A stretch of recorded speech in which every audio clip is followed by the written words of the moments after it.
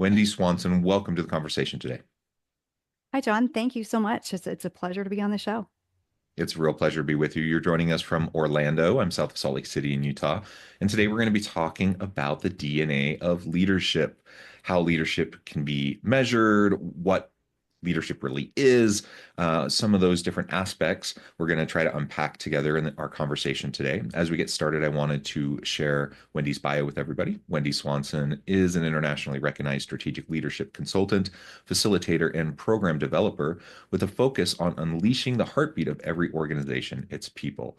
Through authenticity and intentionality with a little edge, Wendi encourages a human-centered approach to growth, dials down on change systems, and redefines what it means to be a leader. Wendi gets to the heart of change by working directly with management and frontline to create growth at all levels of the organization. She has delivered workshops on talent acquisition and development, performance management, organizational and individual growth, and leadership for mid to large size companies across the globe. She has worked with companies such as Godiva Chocolatier, Best Buy, Yankee Candle, Ashley Furniture, David Yurman, New York, Lazy Boy, Home Furnishings, and many, many more. I could go on and on, Wendi, but I'm going to pause there. Anything you would like to highlight by way of your background or personal context before we dive on into the conversation? I think that covers it, John. Thanks. Wonderful. Well, really, you have a tremendous background, and I'm excited to get your take on this idea of the DNA of leadership. And perhaps before we really dive on in, I want to start by just dispelling this idea of kind of the great man idea of leadership. Like you have in the world of leadership and leadership theory and leadership archetypes and such. People often think of like the 6'6", guy that walks into the room and has a commanding presence, and everyone's Right. eyeballs turn to him, right? Right. And so there's kind of that tends to be called the great man kind of Mhm. philosophy around leadership, and like you're born with all of these traits and characteristics, and you have that charisma, and literally you're tall and good looking and you're a man and all of these things, right? So that this is kind of Yeah. the stereotype that Mhm. persists in the minds of many people. But when we're talking about the DNA of leadership, we're not talking about any of that. Like, let's throw that out the Right. window. Let's That's not do. that's not what we're talking about. Mhm. And we're going to talk about what really matters in fostering leadership within ourselves, our ability to lead others, and how we can measure that within ourselves and others. Yeah. John, I'm so glad that you started there because I don't know about you, I'm grateful that leadership is evolving. Yeah, I think back to exactly what you're talking about in this. I call it title leadership. yeah, Back in my day, you were a leader if you were the CEO, if you were, it was all about title. And as leadership begins to evolve, I think about my background, and I make myself sound so old. I'm not, I'm 56. I graduated from college with a business degree. And John, leadership wasn't even offered as a course of study yeah. because it truly was. You're either born a leader or not. And I like to make the joke really in the comparison of, is somebody born to be a surgeon? No, it's learned. And there's a educational process and there's great responsibility. And guess what? You operate on a bunch of cadavers before you actually get to be in the operating room. Thank goodness for those of us who have had surgeries, before you actually get a real patient. And so, leadership was just this, you're born or you're not. And I think about a surgeon, and you're not either born a surgeon or not. I mean, it takes, number one, an interest, it takes a willingness to assimilate the information, education, to practice. And had we have started to think about leadership like that years ago, I just wonder if, as we navigated through this, one of the most difficult times in the workplace during COVID, would we have been in a different place? And I can't answer that question. I just am grateful that leadership is not title. It's not the big man, uh, Yeah. picture that so many of us have had. And I'm grateful that now, even today, you can get a doctorate in leadership strategy, and there's all kinds of sexy titles. Bottom line is, there's a lot of leaders out there that are saying, I want to get better, which I'm grateful for that. Well, me too. And everything I said, it's not to say that you can't have a 6'6" charismatic man be a great Right, leader. Like right. obviously they could be a great leader too, right? Sure. But you could also have, a 4'11", woman be a great That's leader. me. In Thank fact, you. Yeah, yeah. are you a 4'11"? So like Well, actually, so I'm I'm 5'1", so I 5'1". hit 5 feet. So Yeah. I'm a university professor, and literally our university president, I don't know actually how tall she is, but she's quite short. She's Filipino, Uh-huh. and she's probably like 4'10", honestly. And she's one of the most brilliant, powerful, dynamic people I've ever met, right? And Mhm. so, like, literally, it, there's the whole range, the whole spectrum. Yeah. And she also, just to highlight my university president, she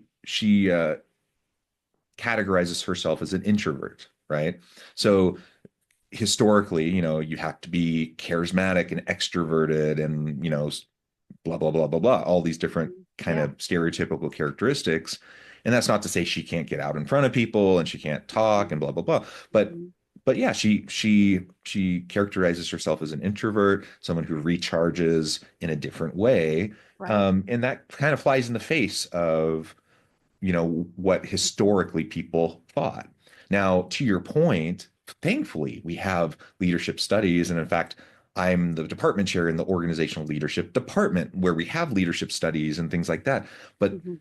even though we have that, there are plenty of people, even at the university or in the community, in local business, who don't feel like Mhm. it's something that needs to be studied. They feel like, to this day, they feel like it's just something that you just do, like um you just by virtue of becoming a founder or a CEO, all of a sudden you are a leader, you become a great leader.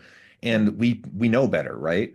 There is position power, there is position leadership, but that doesn't mean it's good. That's that's right. You can be a leader and be a crappy leader, I guess is what I'm saying. Mhm. And so Right. we want to help people learn how to be good leaders. We want them to learn Yeah. how to be healthy, productive leaders, people who can empower those around them.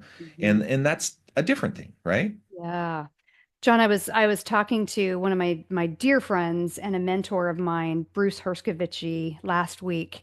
And he's just this brilliant leader. And, I have seen him grow, and he's seen me grow over the last, 20, 25 years.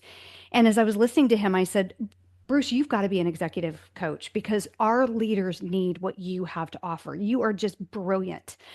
And he laughed and he said, Hell no. And I said, Bruce, like, why? And he said something, John, that I have not been able to get out of my mind. I've just been thinking about it. He said, I don't have the patience Mm, because there are so many leaders out there who care more about being right than getting it right.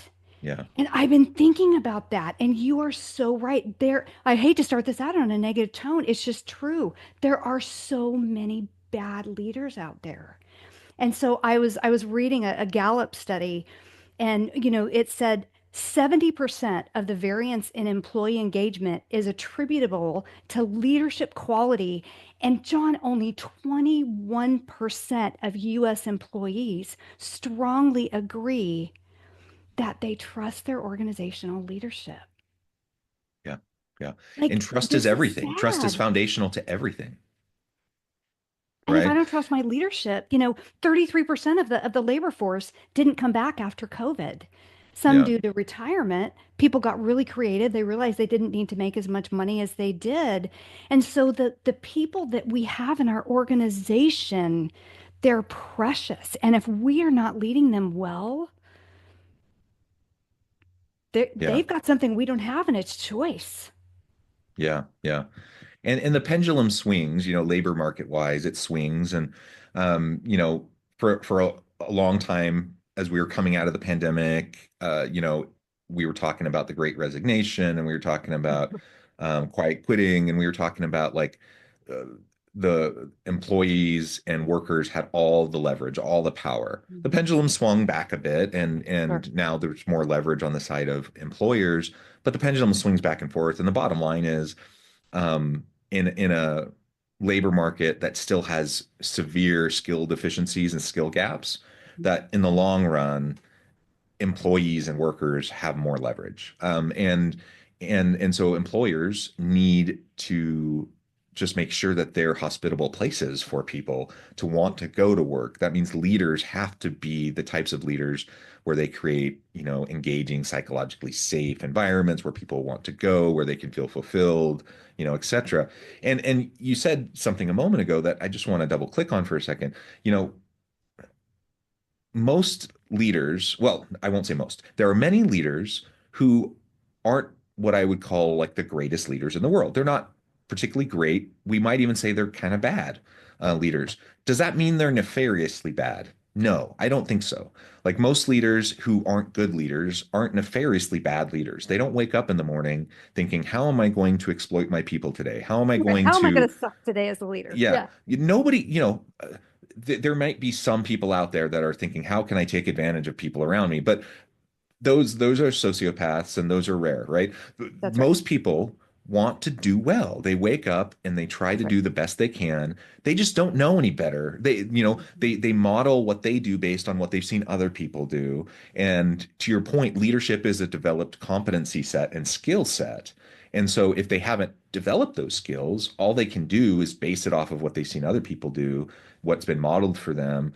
And a lot of times they've seen unhealthy things modeled. And so they That's right. just perpetuate, right? That's right. And so, you know, I want to say that, to provide some grace for people who are trying, who are good people, who are Right. trying, who don't have That's right. nefarious intent, but still are probably putting their foot in their mouth, are probably Mhm. stepping in landmines unnecessarily. Yes. And if you take some time, get an executive coach. If you take some time, get some leadership training. If you take some time and do the things necessary to develop yourself, it can make all the difference in the world. And you mentioned a minute ago as well, um, kind of this idea of the ego driving, Right. my need to be right rather than getting it right.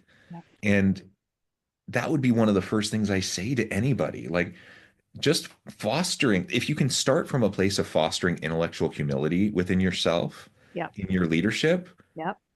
that will get you so far Mhm. because nobody knows everything. Nobody has all the answers. Nobody has all the skills. Nobody has all the competencies developed. Even the best leaders out there don't know it all, right? And so, Right. what you really need is to just know that you don't know it all. Know that you need to surround yourself with good people. Know that you need the Mhm. input of those around you, and foster intellectual humility and stay curious, so that you can continue to develop. And if you're willing to do that, Yeah. then over time you will improve, you will get better, Mhm. and you'll become Yeah. a better leader, and you'll be more supportive of your people around you. And people will also be more willing to give you grace as you're developing because they see that you're open and that you're trying Mhm. and that you have that humility rather than that arrogance. Yeah. John, you make it sound so simple. So, Well, I always tell my students, it's not rocket science, but it is incredibly difficult yeah. because Sure. everything that we're talking about, you know, it requires consistency, and Right. consistency is hard, and it Well, and it and it kind of runs counter to much of kind of our human nature, right? yeah, that's right. Yeah, and I'm so grateful that humility and empathy and curiosity and some of those things have started to become essentials in leadership characteristics. Strategy, yes, and you can hire somebody to do that, and software can help you do that, and AI can, there's Mhm. just this whole gamut. And so, when I opened my business in 2016, which was primarily focused on developing leaders, still is. I still do a lot of work with retail. Retail has really been the first part of my career. And what happens in retail, and we probably all know this, I'm a salesperson And this actually happened to me. I'm 15 years old, and I become a really great salesperson at 16. And at 17, they promoted me to assistant manager. Why? Because my assistant manager had quit the morning before. And so, our best salespeople become our managers. And John, you know this as well as I do. The best managers are not usually the best salespeople.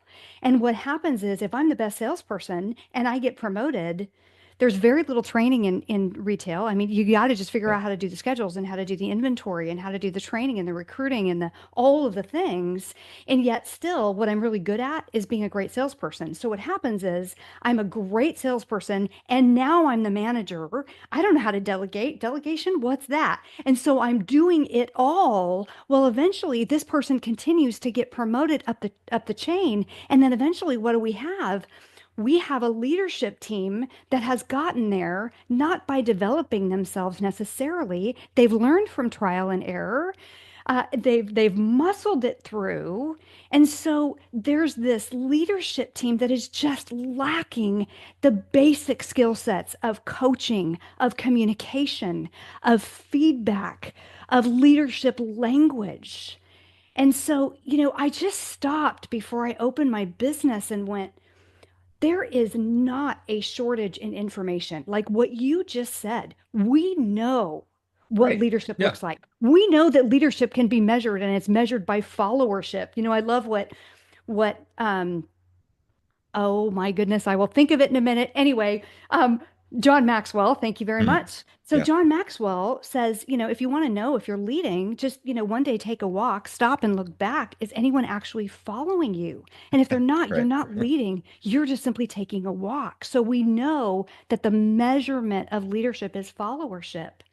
And so when you get to that level of leadership and you stop and you look back and you go, are people following me because I am their CEO? Or are people following me because they are inspired and they want my influence and they trust me? And there's just this whole new leadership language that, quite frankly, John, I'm really excited that we're finally at the place that we are.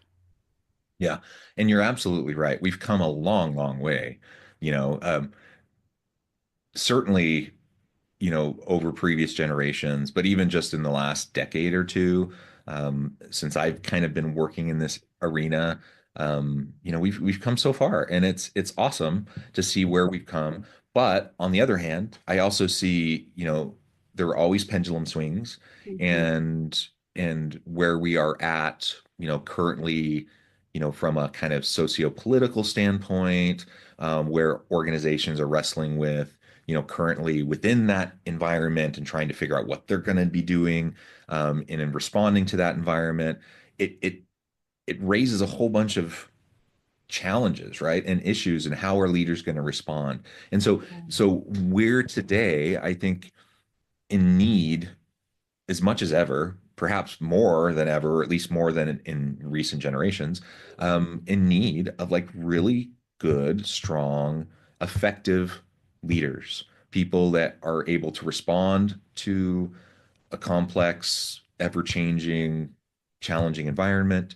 People who have courage, integrity, people who are willing to stand up for the marginalized, and again, nothing I'm saying here is new. Nothing I'm saying here is rocket science. This is all stuff people have said 1,000 times, but it's worth saying over and over and over again because we see plenty of examples where it's not happening. And if it's not happening consistently, then that means there's still tons of work to do. Well, and that's the most common question that I get is we have all of this information available to us more than we've ever had. And so why are we only at 28% of employees who are saying, you know, I believe my leader's okay. The rest of the 72% are saying no. 82, whatever that number is, right? They're saying, no, I don't believe it. So we have more information than we ever have. And I think, when we look down at root cause and how are we going to get that 28% to 30% that believe that their leaders are great and 40%. And my approach, John, is I am really passionate about providing experiences that catapult immediate change rather than lecture that provides information. I mean, we have proved over and over Information is not implementation. And, Yeah. that old adage, knowledge is power, it's just not true. I don't think it's ever been true. Applied knowledge is power. And Mm, so when I work with leaders, where I start is awareness. Because leaders look at their organization and they go, I don't understand why we're here. And I do this experiential exercise that is powerful with ELT teams. And we do it mostly with C-suite. There's some VPs that can be in the room just depending on their ability to handle difficult conversations because it's we get real in this retreat. And I sit all of them around a circle and they're facing out, not at each other, not looking at each other, because I want to simulate the silos that happen in organizations, which is one of the things that happens with ineffective leadership. And sometimes the leaders know that that's happening and they just don't understand why and they want to get to the root of it. hmm So what I do is I have each of them as they're not facing each other and they're experiencing silos. I give them flip charts and I put them in different rooms and I say, okay, I need your top three priorities this year. What are you going to do? What are you going to accomplish? We come back, marketing posts theirs. And, nobody has seen this up until now. Marketing posts theirs. And you're smiling, you know exactly what's going to happen. Operations post theirs. Finance post theirs. We go all the way through the departments and I look over at the CEO, and the CEO is just like, how did we get here? And by the time I get to the CEO, he's seeing how all of these silos, I make them, put their hands out, and I'm like, all of these departments are heading in different directions. So I have them say, what's falling through the cracks if all of these things, departments are out of alignment, because this is where we need to go. And if we do this, we're nowhere near this. And so when each of those leaders can experience how out of alignment we are versus me standing up and saying, hey, you're out of alignment. They're like, no, we're not. Yes, you are. Right. It becomes a debate. And so as we can help leaders with awareness, not only as to where they are, more importantly, to do root cause. Why are they there? And then they experience now we have a starting point because we've all experienced the gap versus me coming in and saying, hey, here's the gap. And they go, you know nothing about my business. right. Not only are they often out of alignment, like you just illustrated, but often they end up competing. Yeah, like their goals Right. are competing one with Marketing's more another. important. Yeah. Marketing and sales are always like, it's marketing's fault. No, it's sales fault. Yeah, and so yeah, and again to reiterate what we were talking about earlier, it's not like they all don't have the best interests of the organization at That's right. heart, right? They just have different lenses. And Right. because they have completely different lenses, and because they're not talking to each other, they have totally different perspectives on what's going to drive the organization forward. And unless there's a way to bring them together, to have those collaborative conversations, unless there's leadership to help facilitate that, that's always going to happen. Right. Well, And and so sometimes they just need to experience that because, they listen to a great podcast like yours. They, listen to a TEDx. They, they're just not there yet with the awareness piece until they actually experience it. And I think that's where, we go from being out of alignment to bringing that together and moving forward is that experience and awareness. yeah, yeah, absolutely. Well, Wendi, this has just been a super fun conversation. I note the time, and I'm going to need to let you go here in a minute. But before we wrap things up, I wanted to give you a chance to share with the audience how they can connect with you and find out more about your work, and then give us the final word on the topic for today. Yeah. Okay. Uh, my information, I think, will be in the show notes, right, John? Mhm. Okay. So I would say you're welcome to email me, pick up the phone and call me.